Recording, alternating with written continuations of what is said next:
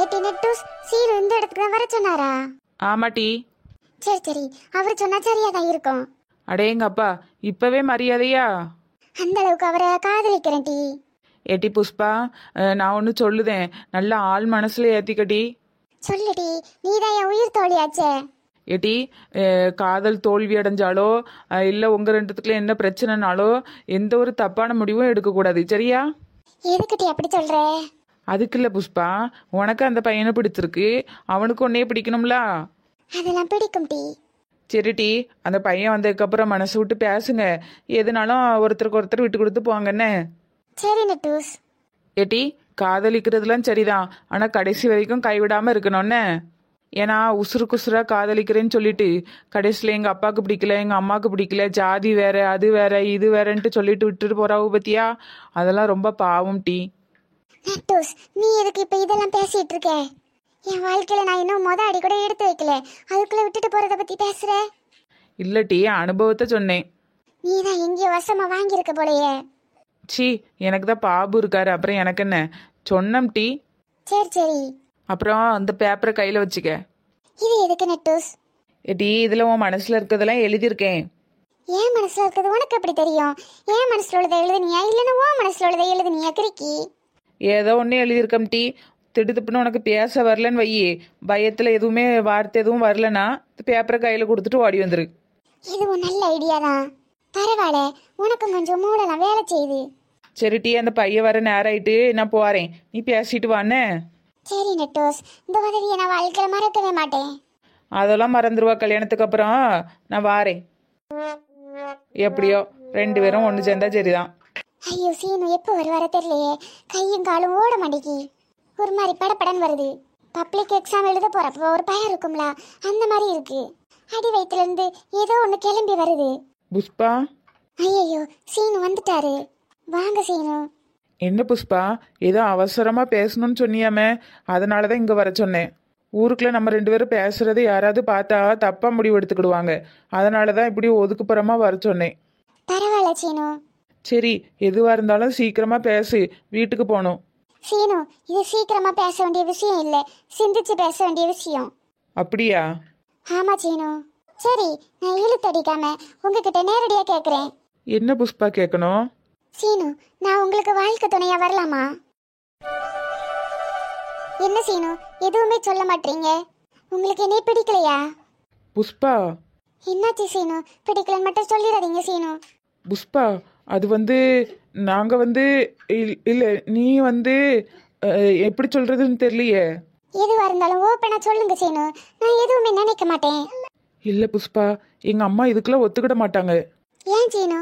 ஏன்னா நீ வேற ஜாதி, நாங்க வேற ஜாதி. ஜாதியா? ஆமா புஷ்பா, எங்க அம்மா இதுக்கெல்லாம் ஒத்துக்கிட மாட்டாங்க. போதும், வாயை மூடு சீனு. இவ்வளவு நாள் உன்னைய போய் நான் மனசுல நினைச்சேன் பாரு, அதுக்காக நான் வெக்க விடுறேன்.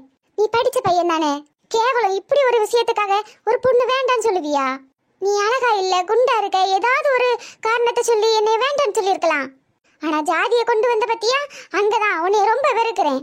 என்னை பொறுத்த வரைக்கும் உலகத்துல ரெண்டே ஜாதி, ஒன்னு ஆண் ஜாதி, இன்னொன்னு பெண் ஜாதி.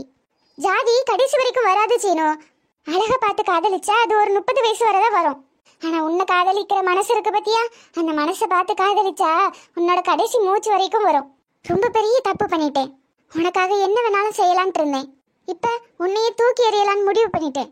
Good bye. இனிமே நீ யாரோ நான் யாரோ, கடைசி வரைக்கும் நீ அந்த ஜாதியை கல்யாணம் பண்ணிட்டு சந்தோஷமா இரு. இதுல இந்த லெட்டர் வேற. புஷ்பா, ஐயோ தப்பு பண்ணிட்டோமே, இவ்வளோ ஒரு நல்ல பொண்ணை மிஸ் பண்ணிட்டேனே. பாட்டி, ஏ பாட்டி. யாரு? அட நீங்களா? பாட்டி, எங்களை ஞாபகம் இருக்கா? உங்களை போய் மறக்க முடியுமாமா? அருமையான சாப்பாடு. ஏட்டி பரவாயில்ல, நம்ம ஒரு நாள் சமைச்சு போட்டாலும் நம்ம கைமணத்தை எல்லாரும் ஞாபகம் வச்சிருக்காவோ. ஆமாக்கா, வாங்கம்மா. என்ன விஷயமா வந்திய? பாட்டிமா, எங்களுக்கு கொஞ்சம் சாணி தேவைப்படுது, அதான் உங்ககிட்ட கிடைக்குன்னு சொன்னாவ, அதனால தான் வந்தோம்.